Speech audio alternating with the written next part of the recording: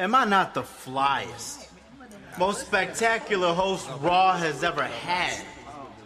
I mean, look at me. I am Raw. That's right. Matter of fact, I'm so raw you might catch food poisoning standing next to me. You know what I'm saying? And how good is this show going? You see the matches I made? Oh, A-list. The best. A-list.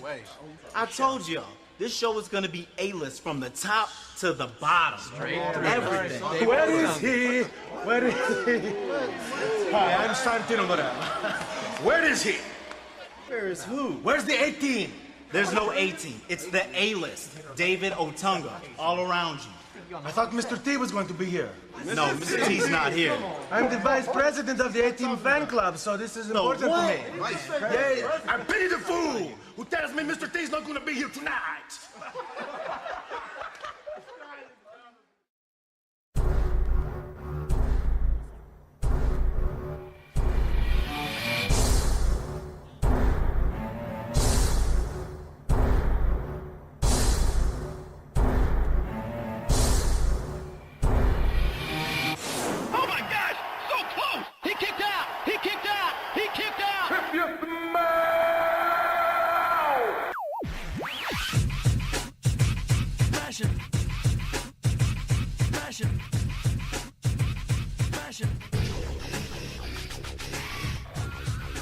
Welcome to the Full Nelson Press Podcast, episode 37, Future Endeavors 2016 edition. I am the creator of thefullnelsonpress.com. My name is Brandon Kirkpatrick. You can find me on Twitter at JohnnyJONNY_Tango. I'm here with the man who won't accept that NBC canceled Castle, Peter O'Brien. You can also find him on Twitter at MVP360. And of course, you can follow the Full Nelson Press on Twitter at TFNP.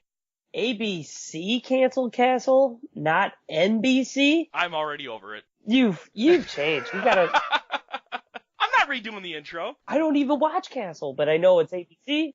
There is a huge list here of superstars that have left the WWE, whether by choice or by the WWE's choice. So I thought we'd just kind of go over a list of all of them since there's been so many of them, and kind of just give highlights on their careers. Excuse me. Excuse me. I'm Santino Marella. Firstly, tonight, I noticed the rapping singer Acorn is here. I notice you. So, I'm going to ask my question in the form of a rapping song.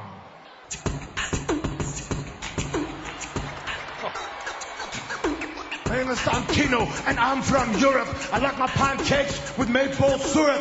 I lost my title to William Regal. His knee to my head should have been illegal. Now I'm healthy, and it is vital. I want back my IC title. Yes! Take that, William Regal. You're not even in a restaurant, but you got served. So first, Santino Marella, he debuted in 2007 on an episode of Raw. I thought this was kind of ingenious how they had him out. Vince was running a kind of heel gimmick with Umaga, and he was holding I think it's the IC title at the time, and he decided to choose someone from the crowd to wrestle, and they chose Santino Marella, the crowd not knowing that he would actually had signed with the WWE at this time. He ends up getting helped by Bobby Lashley and actually wins the IC title, but only keeps it for a couple weeks. I generally thought this was actually a witty idea. When it happened, I was just like, some random guy. Just David Arquette, our title? Did we just WCW this? I'm not a fan of WCW, and I don't care what anyone tries to tell me. I still hate WCW. Ooh, the NWO, suck it. It was a David Arquette knockoff that just won the title, yet no one even knows who this guy is. The crowd went nuts, which was awesome. I think they were in Italy for this. After this, I think he only kept it for maybe a month and then lost it. So it wasn't very much a long run. And it kind of like the next week, the rabbit was kind of out of the hat. Like this was someone who had signed on. He was now going to be wrestling, and he kind of stayed on. And his character definitely changed from just being some random guy to this comedic role that he had. Well, he ended up doing this open challenge one night in 2008 where Beth Phoenix actually came out, answered his challenge, and actually beat him. This became some kind of weird, like, parodied themselves as like this power couple and called themselves the Glamarella. This was meh. Next, in 2009 in the Royal Rumble, Marella entered at number 28. He was eliminated by Kane with the record of 1.9 seconds. I really enjoyed that. I thought he was pretty funny doing that. If you really think about the fastest elimination, everyone always goes to Santino. Right. Now, people think, oh, that's kind of disrespectful. Not really. Like, he gets airtime all the time. He was mostly there for the laughs, and that's what he brought. Being eliminated like that, then saying he wasn't ready, was comedic gold in the wrestling sense. I absolutely loved it. Him doing the thing with Beth Phoenix, it was so-so. There was some ups and downs to it. I think there was also a time that he actually dressed up as a woman and won the Battle Royal. I think that they did at WrestleMania 25. He just did things like that were just comical, which was great. I didn't even know this guy was still around. I thought he had already retired from the WWE. Right? Here's what Santino did. He came. That's what she said. He got a title. Right. He dressed up as a woman to win another title. Do you remember that? Yes. He also had one of the best comedic bits with him and Kozlov against Sheamus. That was cool. He had the Cobras with Zack Ryder. That was short-lived. He also ruined Emma. In not that kind of way. You have the sexual... Brandon. Wow. We have 16-year-olds listening to this. We don't know that. Can we card listeners? I don't want to card listeners. Well, just to make sure it's legal. Don't turn it off. It's like a rated R movie. What's next for Santino? He does a lot of MMA stuff. Like, he's always talking that. So I don't know if he's ever going to, branch into that, but Santino, the Cobra will not work as well as it did in the WWE in mixed martial arts. You're here for a reason because you're the worst three of the bunch right now. You're either going to get tough or you're going to get going. Ariane, what does this opportunity here at Tough Enough mean to you? This opportunity means everything to me. I'm sorry. I know that I have no experience and it makes me the underdog, but I know if you can just give me the opportunity, I can show you. Weren't you running the ropes today and your pants were falling down and you kept adjusting them? I was wrestling in South Africa against Yokozuna, 700-pound savage. He picks me up, slams me in the middle of the ring, I my pants. I my pants and I kept working a match. What are you passionate about? I'm passionate about, my new passion is wrestling. Your new passion. What's your favorite match? My favorite match was with Melina and Alicia Fox. What? Melina and Alicia Fox. What? Melina and Alicia Fox. Out of all the matches in the history of this business, that was your favorite? Like I said, this is something that I'm new to. Any other favorite matches that I should know about? Sorry, I can't name any. You're not tough enough. Guess I will. I'm still tough enough. You'll still see me in the WWE. Next, you want to talk about Cameron? No? Yeah, you do. Why? Because Why the hell would we talk about this she girl? had an Girl amazing time. career. She was in Diva Search, lost. She was in Tough Enough, first one eliminated with her amazing line. My favorite match was with Melina and Alicia Fox. Yeah, she sucked. Career highlight, she rivaled with Naomi, and at one point did this stupid leg drop splits thing on top of Naomi, but did it while she was on her belly, and then told the ref to pin her, and the ref had to explain to her in front of hundreds of people that that's not how pins work. Yep. I think that would sum up Cameron's career. That's when you sat there and you go, well, let's talk about that, Cameron. Mm-hmm. This is why you lost your push. You idiot. You know they were priming her to do something big, too. They were using the Funkadactyls as, this thing that they thought it would push people. Because it started with Brodus Clay, then they entered Tons of Funk with it, and then Hornswoggle did it, and then R-Truth did it, and then it ended with Xavier Woods. But yeah, Cameron, I would say, Eva Marie at this time would have more talent than she did. That's really hard to say. God, that's hard. Stop throwing up on the show. Stop throwing up on the show. Ew. What's next for Cameron? Porn. No. You're telling me you wouldn't watch? I'd watch it. Yeah, okay. But I think she has an amazing music career. I think she can make some awesome beats. Is that what they call them? When was she ever a singer?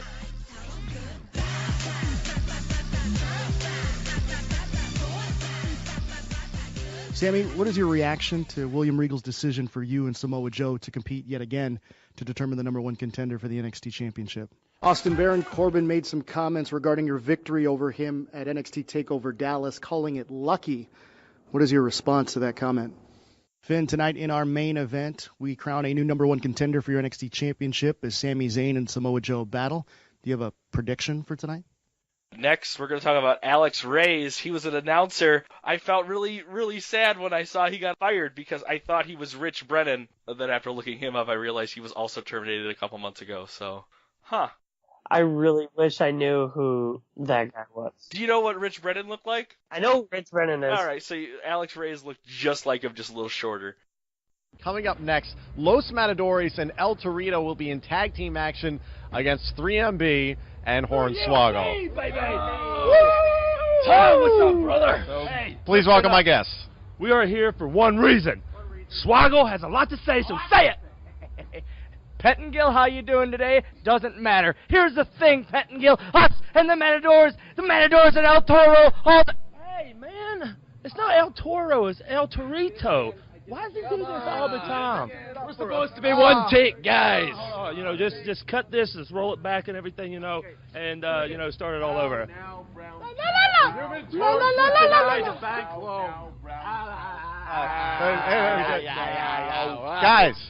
Guys, we're live, big man. We can't stop. You gotta go.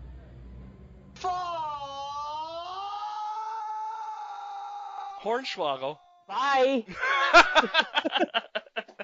He debuted in 2006 on an episode of SmackDown. He did this little bastard gimmick with Fit Finlay. For 5 years, he was a mute. I don't understand how this character lasted that long without saying anything. Sin Cara character is broken. He has to say stuff now. Then Hornswoggle won and retired the Cruiserweight Championship. He pinned Jamie Noble for that. Then he teamed with DX, which was stupid. Started back up with Finlay, and then did that whole thing. Do you remember when he did that thing with Natalya, Hornswoggle, and the Great Khali? Oh, that was the worst. It was dumb. It was just the creators went on to the current wrestling game at that time and just hit the random button and added a manager, and Natalya was the first one that came up. But he also is Vince McMahon's son. Of course. Oh, he was the anonymous general manager. Oh my God. What a horrible way to end that storyline. God, and the anonymous general manager was so good. Yeah, I really liked him. And when they were going to show him on that Raw, it may have been the 1000th episode, I was generally, involved in that storyline with Santino. I wanted to know who it was. Even if it was just a celebrity guest host, I would have accepted it. But for it to be Hornswoggle, that just sucked. Yeah. Also, another horrible thing Hornswoggle did. He starred in the movie Leprechaun, which will soon be reviewed by us. Yes. I read so many reviews that is one of the worst movies ever made. We got a review coming up here soon of Countdown. Soon. Oh my God. Oh, it's going to be such a good episode. I'm excited. Back to Hornswoggle, though. Hornswoggle's high point of his career was the WeLC match. Yes. I actually love that thing. I will say everything he did with 3MB was entertaining. It kind of had this feeling of what New Day is now. I really liked that match. But it was so good. They did mini everything, but they put them through tables. They went hard. It was so good. And that was it. I don't remember what he did, after he did that. Girl, bye. What's next for Hornswoggle? Another Leprechaun movie? I'm hoping. You're racist. I hope, though, they do Leprechaun 2, but he's not the Leprechaun. He's just a frat guy that gets killed. He's the lead. His death in the scene is just oh my God, you're small too! And then he gets stabbed. Maybe. That'd be cool. Someone stabbing him. Whoa. I didn't mean it like that. In a movie. In a movie. Okay. With a knife to the heart. Moving on. Alex, victory tonight in your return to the ring here at NXT. Talk to us about the emotions that's going through your head right now. Victory or aside, really.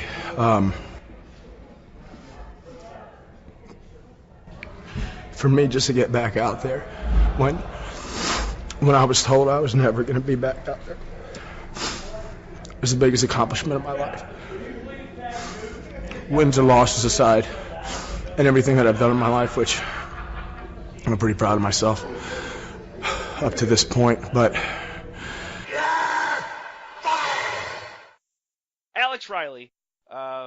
kind of bummed. I am too. I really liked Alex Riley. What? Is it like, was WWE really going, we really don't have anything for Alex Riley? Really? Right? He's been with you forever. He did the Rage gimmick? Oh. Okay, so he joined in 2007 with FCW, then moved into NXT. He only stayed there for a little bit. I think he did that whole, like, game show NXT thing that they did for a while, but he started working with The Miz more. I liked that character. I think they could have done more with that character. Yeah, and they missed a huge opportunity between him and Miz. Yeah, they only did one pay-per-view for that rivalry. Yeah, and that could have been good. Alex Riley wins and then just disappears. It's not like he can't perform either. I have read many reports that have said that like he had some kind of problem with John Cena, and there were times where John Cena would come back from matches and just completely out him in front of people in the locker room, and a lot of people actually felt bad for Alex Riley because they thought that he was just being way too tough on him on stuff. But I guess he wasn't maybe listening to Cena. I don't know the full story about it, but I feel like whatever happened with Cena kind of affected his entire career in the WWE, because that's when he got sent back to NXT. They put him on commentary for a long time. He then changed his look and got in NXT, and I thought they were going to start pushing him again. Well, they did like a Rage thing with him in NXT. Well, and they did he was an announcer, and he was really good. Because he was good at talking. He's a better talker than anyone who's announcing. Right. And I'll stand by that. Like, I like Corey Graves. I like the little NXT crew that's there. But you can't try to tell me Alex Riley's not better than John Bradshaw Layfield. You can't try to tell me that. Like, he could easily take Michael Cole's job, and it would have been perfect. Yep, I completely agree. And again, when he was with Miz, and I think that rivalry could have lasted a lot longer. I think he could have gone on to bigger and better things. I would have seen him with the IC title. That would have been great. But no, they put him back at NXT. He never gets brought back up. And then finally, he has his last match against Shinsuke Nakamura. So think about this. Do you think that's a respect thing from WWE, that they're like, hey, your last match is going to be against Shinsuke? Maybe they asked him who he wanted to have his last match against. You know, that's what I'm wondering, because, like, usually a guy who's leaving gets, like, buried. Right. You know, but, like, he fought probably the hottest talent in NXT right now. Do you think, like, when they asked Cameron, like, Cameron, who do you want your last match to be against? Melina and Alicia Fox. Yeah, and then Stone Cold stunnered her ass. What's next for Alex Riley? CNA. I don't think he's done wrestling. Man, there's a lot of people that we're going to talk about here that could really make an impact in the Impact Zone.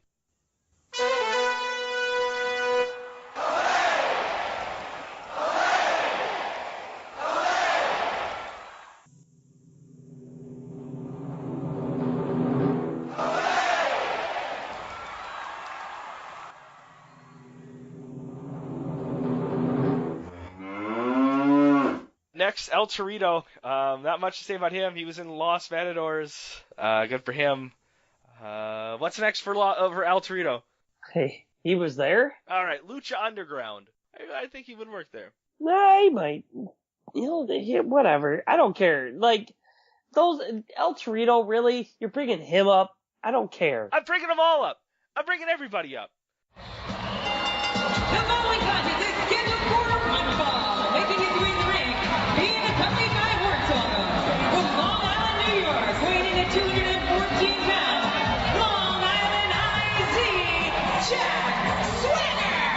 Whoa! Poor Lillian Garcia. She wakes up to find out that she's trending on Twitter and then finds out why. There's a rumor that she was also fired, which was false.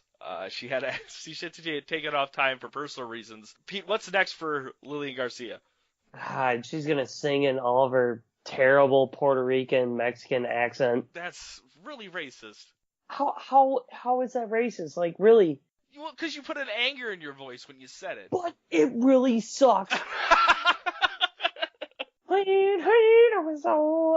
Lillian. She's really bad. That's more I think that's like a Native American yodel. Shakira's great. God, Lillian Garcia's. She sounds like a dying dolphin from the movie Cove. I want to introduce a friend of mine. He's a native and a great American. We're going to build the wall, okay? Believe me. We're going to build the wall. Zeb Colter. First of all, I didn't know what a Zeb Colter was until he showed up with the real American Jack Swagger. They won the Elimination Chamber match and had a huge feud with Alberto Del Rio about racism, just like Pete and Lillian Garcia are now. Then he had Cesaro join him, which was just this real American thing. He then ditched Swagger, went with Cesaro, then ditched Cesaro, returned back with Swagger, then ditched Swagger, then joined forces with Alberto Del Rio, and now he's done. I'm not even going to ask you what's next for Zeb Colter because it doesn't matter. Yeah, moving on. Moving on. Adam Rose, hey, congratulations on your victory tonight. Thank you.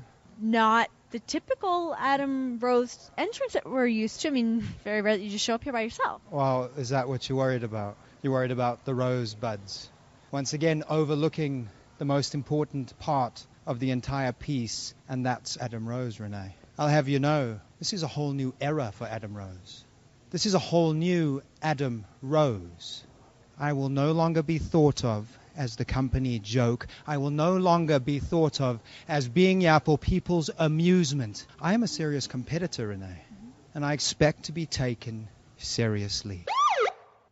You're under arrest. Adam Rose. The rise and fall of Adam Rose.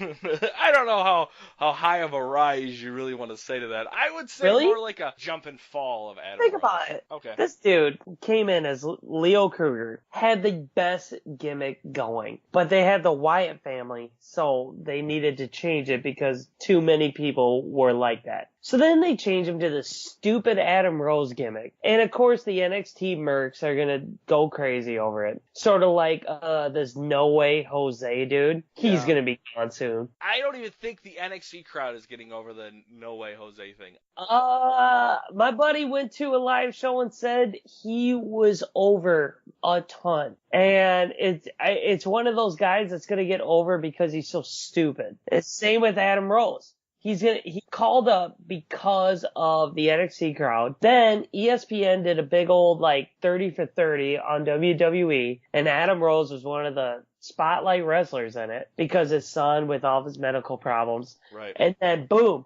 he started getting more airtime on Raw because of that story. But then the stupid idiot threw everything away. The Social Outcast was probably the best thing he had going. If I was the WWE, I would have changed it back to Leo Kruger, had him join the Wyatt family, and let him have a good old time. Or have him just be Leo Kruger, the South African assassin, and just let him go. Which is kind of funny because they're kind of doing, and maybe not the South African style, but they're doing the same thing with Eric Young right now. Yeah, Eric Young sucks. In everything you said there, Pete, there was no rise to Adam Rose's career. Where some people have this feud like Fandango, when he came in, he started taking on Chris Jericho. With Adam Rose, he didn't have a legend or a veteran to feud with. He came in feuding with Jack Swagger, and then it just went down from there. He then ended that and became this party pooper gimmick where he did Soup parody just as Soup is getting canceled. So the timing of that was even off. Then they finally get something going on with the Social Outcasts, and then, of course, he gets arrested in May 2016. He was arrested in Florida for tampering with a witness and domestic assault. He will be spending some time for this. It looks like the WWE first suspended him indefinitely and then would later grant his request on the release. I'm not even going to ask you what's next for him. We're just going to skip that because that's up to the law. More jail time. Right. Orange is the new black. Anything else you want to say about him before we never talk about Adam Rose again? This is you saying goodbye to Leo Kruger. Okay, so if you ever get out, change your name to Keo Luger and go to TNA and be a star. You mean break out and change your name? That sounds like horrible advice, Pete. No, I'm just saying when he gets out of jail, and just go to TNA because they have no one like that. I'm sorry, I'm trying to build competition for WWE. You really are. And with everyone getting cut, you could easily do it.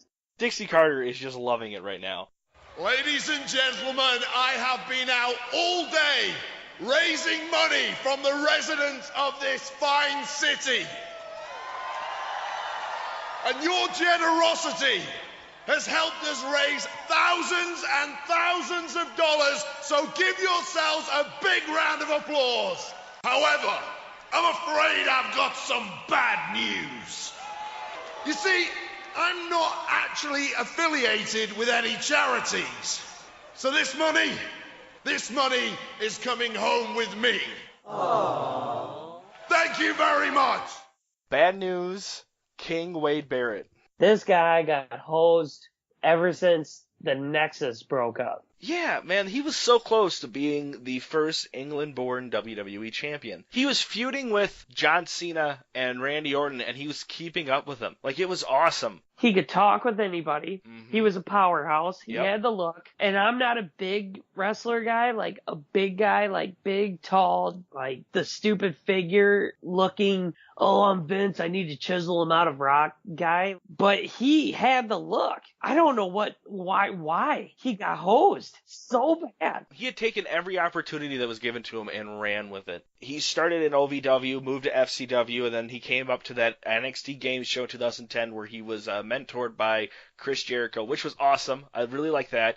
Then he does the big surprise in 2010 with the Nexus and leads that. It's cool to see that the WWE at least gave him that, being the leader of the Nexus, but really it went so well, and then the Nexus just crumbled with the new Nexus, and then he joined that stupid core where he just ended up feuding with like Ezekiel Jackson and losing to him, and then Justin Gabriel and Heath Slater. It was just a bad mix for him. He then started his own thing, the Barrett Barrage, and then he ended up getting some visa issues and was off TV for some time, and then returned as the amazing Bad News Barrett. What an awesome gimmick. He should have just been able to stay with that. They shouldn't have changed anything else about the Bad News Barrett. It was the perfect heel. He could have stayed with that forever. They even gave him pyros. Yeah.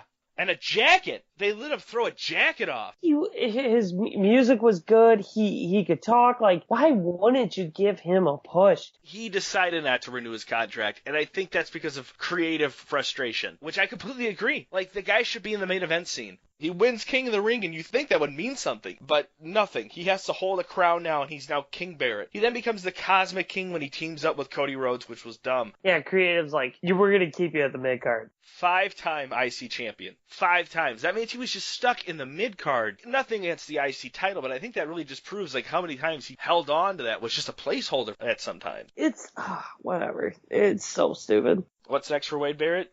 God, I hope he meets like something in TNA or just goes to another wrestling promotion, because he has an amazing career. If Drew McIntyre is a TNA title holder already, right? Why wouldn't Wade Barrett be running that company? If Wade Barrett went there, I would watch it. I'm sorry, you can't watch Fat Matt Hardy fight Drew McIntyre every night. Stop bringing your TNA into this. Well, I'm just saying, or Brodus, my titty pops out Clay every time. What's his name? Oh, Tyrus. His name is Tyrus. Isn't that weird? A dude wears like a mandex. It's a spandex, but it's for a man. But his titty falls out like every time. It's so awkward. He's always like, hee-haw, and he hits somebody, and his titty is flopping. Ugh, that is weird looking. Put a shirt on like Kevin Owens. Brooklyn Brawler. Okay, next. Right? Why would you even have him? Because he was one of the releases. I gotta say him. What's next for Brooklyn Brawler? Sitting in Brooklyn or doing what he was doing when he was on the roster. I was thinking like the new season of Breaking Ground, but I guess that's cool too. Allow me to beg your indulgence for one moment. My name is Damien Sandow, and I am here to help all of you. As your intellectual savior, I can no longer stand idly by and watch as you, the unwashed masses, plunge further into the bowels of your own inadequacies and shortcomings. You're welcome! Damien Sandow. Him and Wade Barrett are the two. 3. There are 3 on here, man. Who's 3? We got one more after this. If you can actually sell me on it, but we all know these two were the two that got hosed the most. Yes, you're correct on that. There's nothing, again, this is the same thing with Wade Barrett. Creative threw nothing but just crap at this man, yet he took everything that they gave him and made something out of it. The crowd was just over with him. And I don't understand, if he's that over, do something to help him get merchandise sales if that's what you need to do. Because none of these gimmicks that you're giving him are helping, except for his original one. He debuts in Raw, he did some things in FCW, NXT, doesn't matter. We're talking talking about him being the intellectual savior of the masses. He joins up on Raw, comes out in a robe. His promos were so well done, they were making memes out of him within the first day of him doing it. He wore pink tights, which was stupid.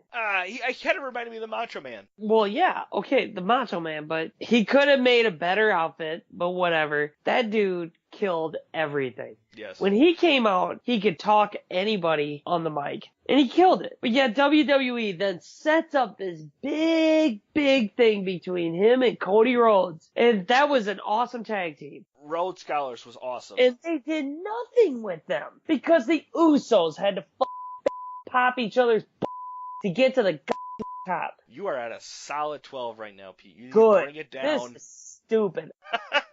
You wanted me to get mad? Like, Wade Barrett, I was mad about, but like, whatever. Damien Sandow got hosed, period.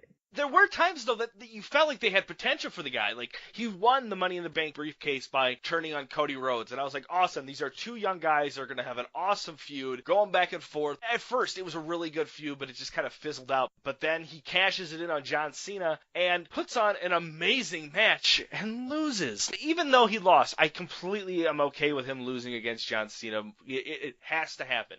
Not every cash-in can be successful. But then after that, like, he should have started getting a push at this point because he showed that he can be a contender in the ring. But they just didn't do anything else with him. He started doing these stupid impressions like he did Magneto, basketball player. He even did Vince McMahon and then Sherlock Holmes. And then finally just ends up being Damien Mizdow, where he was getting more over. Like, didn't matter what they were doing with this guy. The crowd was still behind him. I blame this one all on the writers. They didn't want him to be popular at all. I blame this on the creative in two ways. They just didn't like him. And two, I think they were afraid he was just going to turn into another Daniel Bryan, where the crowd would just hijack the show if things didn't go their way with him. Maybe. That could have been it. But you know what? F*** you, writers. Yeah. You suck. You ruined a great wrestler that could have been awesome, that could have sold to kids and adults. Really did it right, and you ruined them. So, good job. What's next for Sandow? Go to TNA and win yourself a title. Boom, bam, done. PW Insider reported that WWE released Sandow due to the new era thing. They wanted to go a different direction with freshening things up, and they didn't see anything wrong with it, so they just sent him away. They didn't have a good direction with him. And it's just frustrating when you're cutting all these people out and bringing all the NXT people in, and it's just like some of these people were just never utilized in the first place. Yeah, you ruined wrestlers. You could have had a good roster with what you had. This new era thing, it isn't like, don't get me wrong, I like the new wrestlers.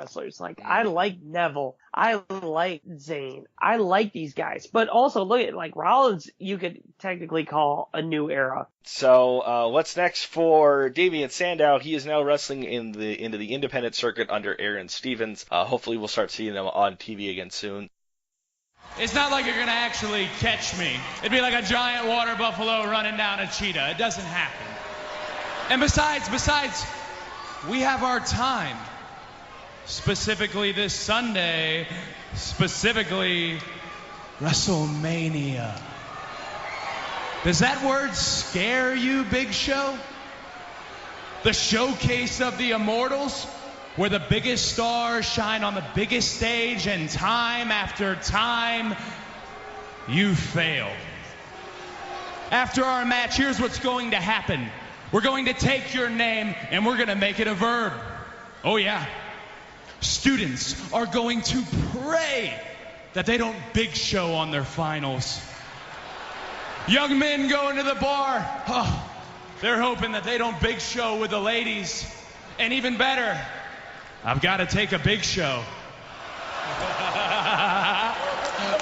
And you are going to Big Show yourself when I retain the Intercontinental title, my Intercontinental title, on April Fool's Day. When on that day, just like every other WrestleMania, you'll be the biggest fool of all. Cody Rhodes. Yup. This was the big one for me. This was the one where Damien Sandow really bothered me. But Cody Rhodes leaving, and this wasn't him being fired. This was just him just deciding to leave. He's been with the company for so long. He started with OVW in 2006, so this would have been like his 10-year mark here. He had no knee pads. At first. That is true. That did bother me. For the longest time, he did not have knee pads. Cody, cover your knees. It reminds me of Charlie Kelly from It's Always Sunny, where he's like, well, cover your knees up if you're going to go out in public. Like, that's the way I looked at it. When he first came on the scene, I was like, oh my God, this guy sucks. Yeah, the dashing Cody Rhodes thing wasn't good. The very first Cody Rhodes. Then he went into Evolution. Legacy. The Evolution of Legacy, whatever. They're like the same thing. They're not okay, because they have Randy Orton. No, but Legacy was sweet because you got him, you got DiBiase, and you got Orton. So you got all these guys who already had parents wrestling. Right. Which is cool. So after that, he goes back to just this dashing Cody Rhodes for a little bit. But he got knee pads. No, he didn't get knee pads yet. Oh, no, he didn't. No, because after this, then he gets hit in the face by an exposed knee brace from Rey Mysterio and breaks his nose. And that's when Cody Rhodes is born. The disfigured Cody Rhodes. He comes back with a protective mask and gives out paper bags to people. Still don't think he had knee pads. I think he kind of transitioned to knee pads over time. That was my favorite Cody Rhodes character. It was so good. While he was doing the disfigure thing, he brought back the white IC title. Which was awesome. One noticeable thing, Cody Rhodes grew out this amazing, beautiful mustache, which just stole the internet's heart. Oh, yeah. He had shirts. And I bet he made pretty good sales on those. With that mustache, he formed a tag team with Damien Sandow. Yep, they did the Rhodes Scholars. And I enjoyed that. Then turned on Damien Sandow and was face for a while, which was, I think, the first time we actually got to see Cody Rhodes face. After this, though, he then gets punished for speaking up to the authority. He then has to take on Randy Orton in a non-title match where if he lost, he got fired. Saw it live because you know where it happened? Des Moines. That's right. Yep. I really liked this storyline. This was so cool. Cody Rhodes lose. Next week, Goldust shows back up, takes on Randy Orton, and also loses. Then Dusty Rhodes comes in, and they end up setting up this tag team match between the Shield members Roman Reigns and Seth Rollins versus the Brotherhood, Cody Rhodes and Goldust. They end up winning the titles and getting their jobs back. And I loved this. I think he was white hot this time. I think this was the most he was over yet, and I think they could have just kept going with that and building more with that, but it fizzled out. Well, they fizzled it out. They didn't let the crowd fizzle something out. No. Sometimes with the writers at WWE, they just get premature with like things. Right. That was a awesome thing, and you could have sent them both off because you knew they both were sort of getting bored with the WWE, and you could have had like just both of them put on one big match at WrestleMania, and they both walked away, and you would have been done with it. This is how I would have written this. So after Goldust and Cody Rhodes win the title from the Shield, so they just feud off and on, and they keep the titles. They end up losing them because of the Shield, maybe at Royal Rumble or something, and we end up getting a match of Cody Rhodes and Goldust in a rematch with the Shield at WrestleMania 31. And then in the middle of that match, we have Seth Rollins then turn on the Shield and Cody Rhodes turn on Goldust, and we should have had both of them be like the new face of the WWE, because they both would have worked as heels. You want to have one feuding off with the Shield, have the other one feuding off with Goldust. When that's done, you could still have them taking on Dean Ambrose and Roman Reigns, but now you have both Cody Rhodes and Seth Rollins doing it, and you could build your authority off of them. And I think that would have worked out so much better, because then Cody Rhodes could have been that top heel, because I think he works better as a heel. Boom. I would agree with that. I'm fine with that one. But instead, we get Stardust. I was first a fan of Stardust, but as soon as I saw him, I thought, he's never going to get out of this gimmick. We will never see Cody Rhodes again. As hopeful as I'd want to be, we would never see him. And I was kind of right. He teams with Goldust for a while, and then heel turns on Goldust, but we never get a really cool Stardust versus Goldust feud. Like, they get a match, I think, on a SmackDown. It was ridiculous how it happened. We're in agreement with this whole thing. Cody Rhodes then asks for his release. They gave it to him, and then he made some pretty interesting statements on Twitter. He said in the past 6 months he had been pleading with WWE Creative to let them roll the dice with Cody Rhodes again. He had pitched them every idea he could to bring that character back, and wrote it to every writer he could, saying that he felt more like a door-to-door salesman. He also then criticized head writers of Raw and SmackDown for not returning any of his pitches or emails, then kind of ripped into both of them, both calling one pretending to be a previous Raw writer and then the other one, too busy hitting on developmental divas. WWE did not like these comments at all. It did ruffle some feathers up at headquarters, which good for Cody for doing that. It's not like the guy can't return at any time. He's a Rhodes. Oh, yeah, for sure. What's next for Cody? You know what? I could see him being done with wrestling for a while. Maybe getting into an acting career? I think he could do it. Well, he's got a list. But his wife's hot. Honey, where are you? I've been trying to tell you the dog got out again. Whoa. What is that makeup? What else does he have in here? Contacts. Cody doesn't wear contacts. Why? What is he trying to hide? I need to get to the bottom of this. Cody, where are you? Eden Rose also left. I think a lot of people got confused because they thought that she was out the door because of Cody Rhodes. It was on her. She had planned this months ahead of time. So I think this was more of she was leaving and knew she was leaving, and Cody Rhodes was probably just like, well, if things don't work out by this time, I'm out the door too. Well, it's okay because she's like attractive, but she still can't figure out how to say Kevin Owens. Yeah, that's not something she could do. Yeah, she was bad at that, so... 12 releases, one false alarm. Also, Ryback is almost out the door. He did tweet something interesting at Extreme Rules about Ryborg would be his name and how he's going to make an impact. He's gone. Yeah, Dixie Carter did like that tweet, so we should be seeing him soon. We know he's gone, and I don't care. Pete, who is your dud of the night? Who got canned that shouldn't have? No, who's just the dud? I'm going to go with Adam Rose. Oh, Adam Rose, you suck, dude. Yeah. ESPN gave you everything to get back on top, and you threw it all away. So, no, I don't care. Goodbye. Stud of the night, Cody Rhodes. I think he kind of walked out with his head held high there. I'm going to wear a paper bag tonight. All right, man. Well, that is the Full Nelson Press Podcast, episode 37, Future Endeavors 2016 edition. And suck a butt. Yeah, bet. Hey, thanks for listening to the show. And if you're watching us on YouTube, don't forget to subscribe and like this video. Leave us a comment. We might even read it on our next show. And I'll try not to berate you, but no promises. If you're listening to this on iTunes, please subscribe and leave us a review. You have no idea how much that helps. I guess Stitchers has a thumbs up button now, so that's a thing. You can find us on Facebook, Wrestling Amino, Tumblr. Or just search for the Full Nelson Press on any social media site. You can also go to thefullnelsonpress.com for all of our past episodes and original WWE art created by yours truly. Go watch some wrestling.